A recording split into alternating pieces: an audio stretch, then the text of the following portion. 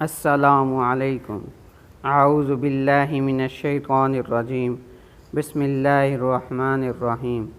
حضور اقدس صلی اللہ علیہ وآلہ وسلم کا ارشاد ہے کہ جو شخص حج کے لیے جائے اور راستہ میں انتقال کر جائے اس کے لیے قیامت تک حج کا ثواب لکھا جائے گا، اور اسی طرح جو شخص عمرہ کے لیے جائے اور راستہ میں انتقال کر جائے اس کو قیامت تک عمرہ کا ثواب ملتا رہے گا، اور جو شخص جہاد کے لیے نکلے اور راستہ میں انتقال کر جائے اس کے لیے قیامت تک مجاہد کا ثواب لکھا جائے گا۔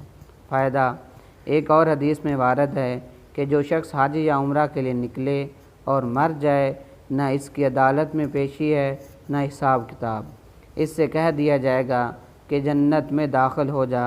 ایک اور حدیث میں ارشاد ہے کہ بیت اللہ اسلام کے ستونوں میں سے ایک ستون ہے۔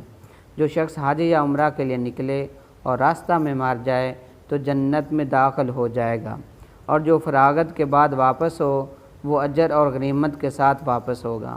غنیمت کا مطلب یہ ہے کہ دنیا میں بھی اس خرچ کا بدلہ ملتا ہے جو حج میں خرچ کیا، جیسا کہ حدیث نمبر 10 کے ذیل میں گزر چکا۔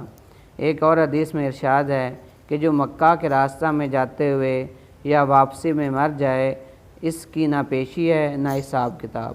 ایک حدیث میں ہے جو شخص حج یا عمرہ کے ارادہ سے مکہ کے راستہ میں مر جائے نہ اس کی پیشی ہے نہ حساب کتاب، وہ سیدھا جنت میں داخل ہو جائے گا۔ ایک حدیث میں ہے کہ آدمی کے مرنے کی بہترین حالت یہ ہے کہ حج سے فراغت پر یا رمضان کے روزے رکھ کر مرے، یعنی یہ دونوں حالتیں ایسی ہیں کہ گناہوں سے پاک صاف ہوگا۔ ایک حدیث میں ہے کہ جو حرام کی حالت میں مرے گا وہ حشر میں لبیک کہتا ہوا اٹھے گا۔